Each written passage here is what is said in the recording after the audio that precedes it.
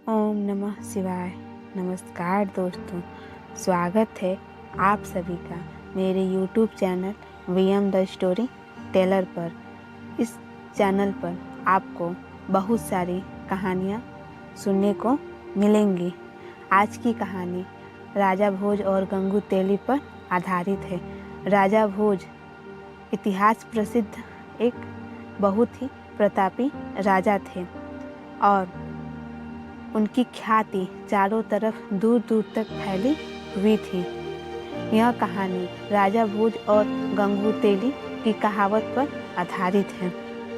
इसीलिए आप सभी माताओं, बहनों एवं भाइयों से मेरा अनुरोध है कि इस कहानी को, इस वीडियो को आखिरी तक जरूर देखें, आखिरी तक जरूर सुनें। मुझे पूरा विश्वास है कि यह कहानी आपको कुछ सीख जरूर देगी।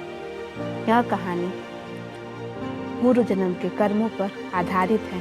कैसे भाग्य में लिखा हुआ कभी टलता नहीं है और भाग्य वही होता है जो हमारे कर्म होते हैं। हमारा जीवन कर्मों के बिना एक पल भी नहीं रह सकता। हम जो भी कर्म करते हैं वह हमें परमात्मा वापस जरूर देता है। अगर हम अच्छा करते हैं तो हमें अच्छा मिलता है और अगर हम बुरा करते हैं तो हमें बुरा मिलता है।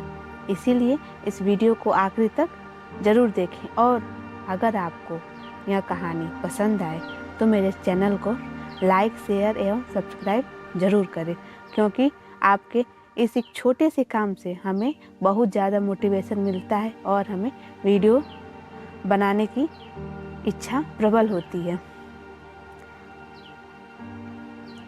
एक बार की बात है, राजा भोज नाम के एक राजा थे।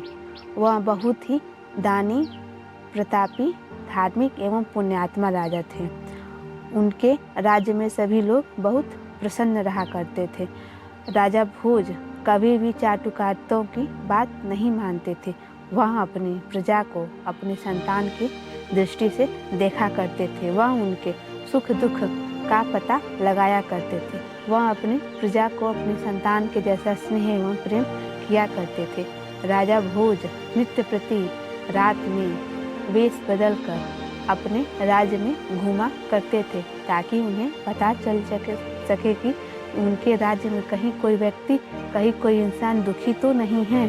तो एक बार ऐसे ही जब राजा भोज रात्रि के समय अपने राज्य में भ्रमण कर रहे थे तो उन्होंने एक कुटिया देखी।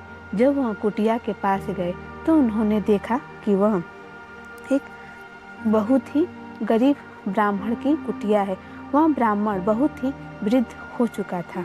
वह अपनी पत्नी से कह रहा था कि अब मैं तो बहुत वृद्ध हो चला हूँ, मुझसे अब कोई काम भी नहीं होता है। हम लोगों की रोजी रोटी कैसे चलेगी? अगर हमारा एक बेटा होता तो हमको अपने जीविकोपार्जन के लिए किसी प्रकार की चिंता करने की ज़रूरत नहीं होती। तो उसकी पत्नी भी इस पर चिंता जताती है, लेकिन वह कहती है, स्वामी आप अपने राज्य के राजा भोज के पास जाइए। वह बहुत ही दयालु और धार्मिक है। वह गरीबों एवं ज़रूरतमंदों की सहायता जरूर करते हैं। आप उन्हीं के पास जाइए, वही हमारी सहायता करेंगे। तो वह ब्राह्मण अपनी पत्नी की बात मानकर अगले दिन राजा के पास पहुँचता और राजा से जाकर कहता है कि हे राजन, आप मेरी सहायता कीजिए। मैं बहुत ही वृद्ध हो चला हूँ, मुझसे अब यजमानी का काम नहीं होता। मुझे 2 जून रोटी के लिए भी बहुत परेशानी हो रही है। मेरा कोई पुत्र भी नहीं है जो कि हमें कमा कर खिला सके। हे राजन, मैं आपकी प्रजा हूँ, तो आपका दायित्व है कि आप मेरी मदद करेंगे। राजा भोज तो एक रात पहले ही उस ब्राह्मण का सारा हाल जान चुके थे कि वह कितना गरीब है। तो राजा भोज उसकी बात मान लेते हैं और उसको अपने राजकोष में से 100 चांदी एवं सोने के सिक्के दे देते हैं। अब ब्राह्मण उन सिक्कों को पाकर बहुत प्रसन्न होता है, क्योंकि इन सिक्कों से उसका जीवन आराम से गुजर सकता था। वह अपना जीवन आराम से बिता सकता था। वह सिक्कों को लेकर वह सिक्कों को लाकर एक संदूक में बंद करके रख देता है। अगली सुबह जब उसकी नींद खुलती है तो वह देखता है कि उसके संदूक में से वो सिक्के गायब थे। वह फिर से राजा भोज के पास जाता है और उनसे कहता है कि मेरे सब सिक्के चोरी हो गए। तो इस पर राजा भोज कोषाध्यक्ष को आदेश देते हैं कि इस ब्राह्मण को फिर से 100 चांदी एवं सोने के सिक्के दिए जाएं। इस बार भी वो ब्राह्मण खुशी खुशी उन सिक्कों को लेकर अपने घर आता है। वह ब्राह्मण उनको फिर से ला करके उस संदूक में बंद करके रख देता है और इस बार वह दरवाज़ा अच्छे से बंद करके सोता है। जब वह सोता है तो रात्रि के तीसरे पहर में वह सपना देखता है कि उससे राजा भोज कह रहे हैं कि हे ब्राह्मण, हमारे देश में बहुत भारी अकाल पड़ गया है। मैंने जो तुम्हें वो सिक्के दिए थे, मुझे उनकी बहुत आवश्यकता है। कृपया करके मुझे वह सिक्के लौटा दीजिए। वह ब्राह्मण वह सोने के सिक्के उनको लौटा देता है। जब उसकी नींद खुलती है तो वह फिर से उन सोने के सिक्कों को देखता है तो वह वो सिक्के उस संदूक में नहीं थे।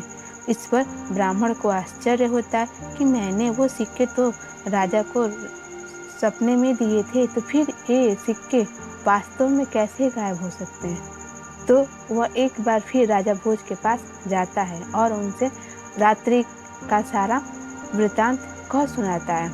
इस बार राजा भोज फिर से अपने कोषाध्यक्ष को आदेश देते हैं कि इस ब्राह्मण को वो सिक्के दे दिए जाएं।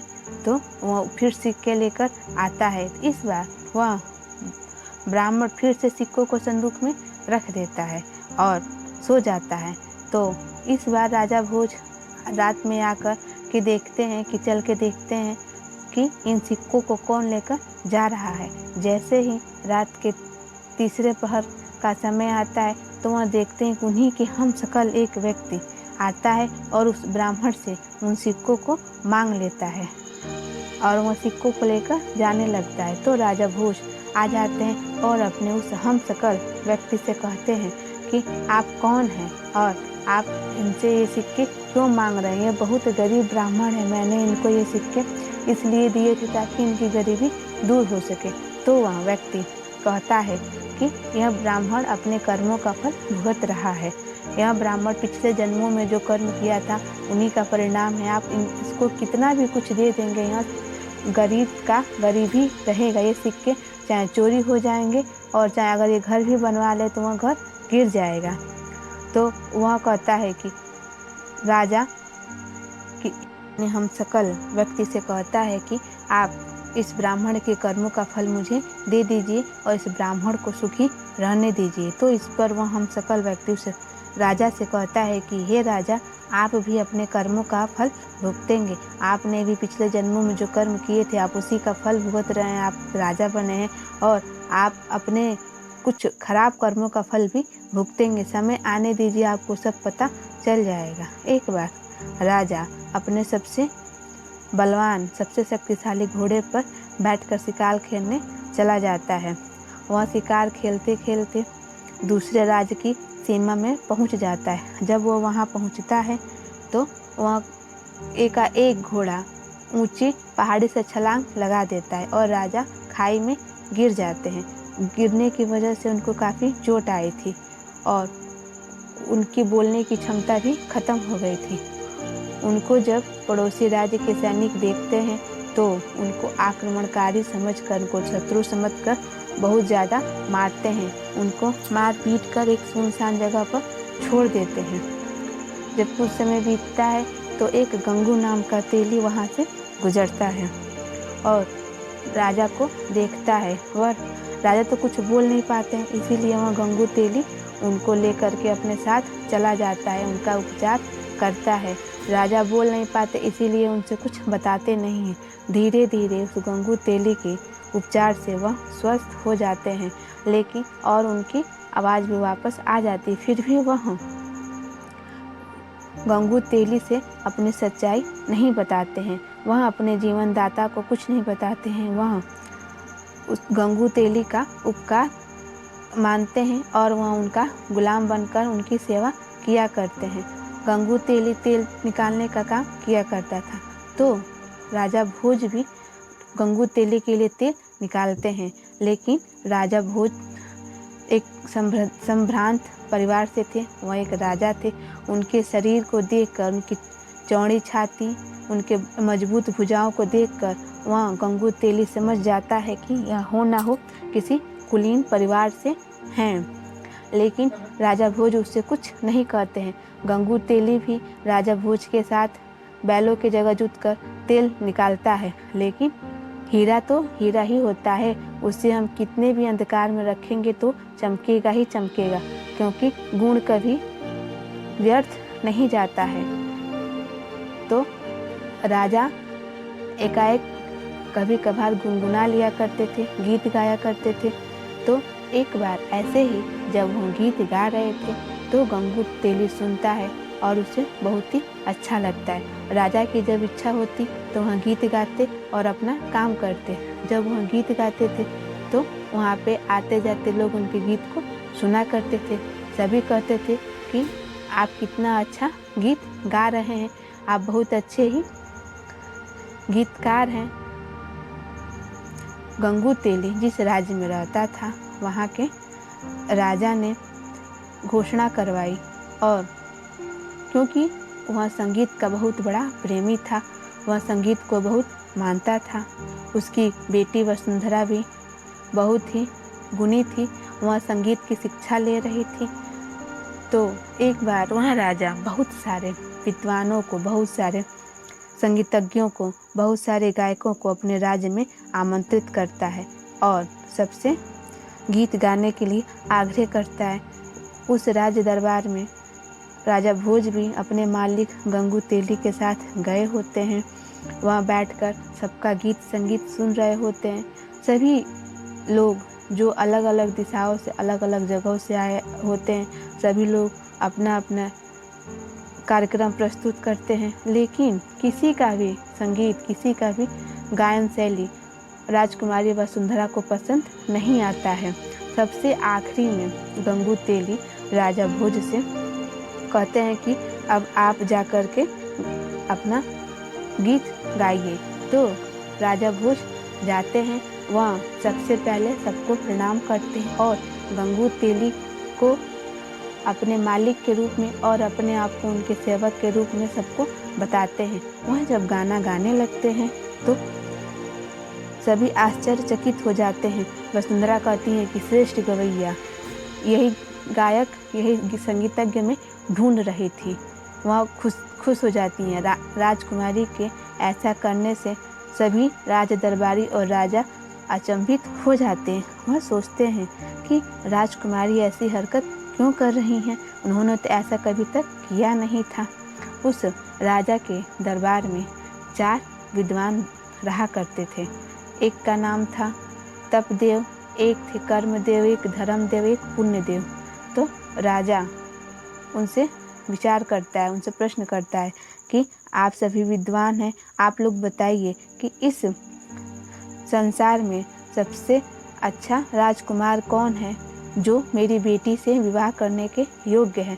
तो इस पर सबसे पहले धर्मदेव कहते हैं कि हे राजा, धरा नगरी के राजकुमार राजा भोज सबसे अधिक धार्मिक हैं, वही आपकी पुत्री के लिए उपयुक्त हैं। इसके बाद से वह राजा दूसरे विद्वान से प्रश्न करता है कि आप बताइए कि मेरी पुत्री के लिए उपयुक्त कौन है, सबसे अधिक पुण्य करने वाला राजा कौन सा है। तो इस पर वो पुण्यदेव कहते हैं कि सबसे अधिक पुण्य करने वाले राजा भोज ही हैं, उनके समान कोई पुण्य करने वाला व्यक्ति नहीं है। इसके बाद राजा भोज के बारे में वह प्रश्न करते हैं करमदेव से। करमदेव भी वही बात कहते हैं कि राजा भोज के लिए भी कहते हैं कि राजा भोज के जितना कर्म करने वाला व्यक्ति दूसरा नहीं है। इसके बाद वह सबसे आखिरी में पुण्यदेव से पूछते हैं, तो पुण्यदेव भी कहते हैं कि हे राजन, राजा भोज के जितना पुण्यात्मा राजकुमार दूसरा कोई नहीं है, वही आपकी बेटी के लिए उपयुक्त है। तो इस पर वह राजा भोज से कहते हैं कि तुमने गाना तो बहुत ही अच्छा गाया है, लेकिन सिर्फ तुम्हारे गाना गाने से कुछ नहीं होगा। भले ही मेरी बेटी ने तुम्हें श्रेष्ठ गवैया कह दिया है, लेकिन मेरे विद्वान जो कहेंगे वही निर्णय सर्वोपरि होगा। अब तुम बताओ कि क्या किया जाए। तो इस पर राजा भोज कहते हैं कि आपके विद्वान सही हैं, लेकिन सिर्फ धर्म, कर्म, पुण्य और तप करने से ही कुछ नहीं होता है। कुछ और भी चीज़ है जो बहुत ही महत्व रखती है। इस पर वह राजा क्रोधित हो जाते हैं और कहते हैं कि तुम क्या कह रहे हो? क्या तुम मेरे विद्वानों का मजाक उड़ा रहे हो? मेरे विद्वानों का अपमान कर रहे हो? मेरे विद्वान तो बहुत ही ज्ञानी हैं। तो इस पर राजा भोज बहुत ही विनम्र स्वर में कहते हैं कि हे राजा, इन सब से कुछ नहीं होता है। एक बात और है जो सबसे अधिक महत्व रखती है, और वह है कर्म, वह है होनी। अगर होनी नहीं होती तो मैं आप सबके सामने नहीं होता। तो वह राजा कहते हैं, क्या तुम ही धरा नगरी के राजकुमार राजा भोज हो? तो इस पर वह अपना परिचय देते हैं। तो सभी लोग आश्चर्यचकित रह जाते हैं और सभी लोग बहुत प्रसन्न होते हैं कि राजकुमारी वसुंधरा के लिए उपयुक्त वर मिल गया है। सभी लोग आश्चर्य से, खुशी से तालियां बजाते हैं और अभिवादन करते हैं। उसी जगह, उसी स्थान पर वसुंधरा आती हैं और राजा भोज को वरमाला पहना देती हैं। उसके बाद उनका विवाह पूरी विधि विधान के साथ राजा भोज के साथ हो जाता है। तो यह कहानी हमें यह बताती है कि हम जो कर्म किए रहते हैं वो घूम फिर कर हमारे सामने ज़रूर आता है। अगर हम अच्छे कर्म किए रहते हैं तो वो अच्छे कर्म आते हैं, और बुरे कर्म किए रहते हैं तो बुरे कर्म आते हैं। और इस सब के बाद से यह कहावत प्रसिद्ध हो गई कि कहाँ राजा भोज, कहाँ गंगू तेली। क्योंकि राजा भोज तो बहुत बड़े राजा थे, दानी, प्रतापी और पुण्यात्मा राजा थे, धार्मिक राजा थे। लेकिन गंगू तेली तो एक मामूली सा आदमी था, लेकिन फिर भी होने की वजह से राजा गंगू तेली के पास पहुँचे और फिर उसके बाद उस राजा के दरबार में पहुँचे। उनका विवाह राजकुमारी वसुंधरा के साथ में हुआ। इसीलिए कहते हैं कि होनी बहुत प्रबल होती है, उसको कोई रोक नहीं सकता है। इसीलिए अच्छे कर्म करते रहिए, अच्छे कर्मों पर विश्वास कीजिए। अगर आप सबको यह वीडियो पसंद आई हो, कहानी पसंद आई हो, तो वीडियो को लाइक, चैनल को सब्सक्राइब ज़रूर करें और वीडियो को आखिरी तक देखने के लिए आपका बहुत बहुत धन्यवाद।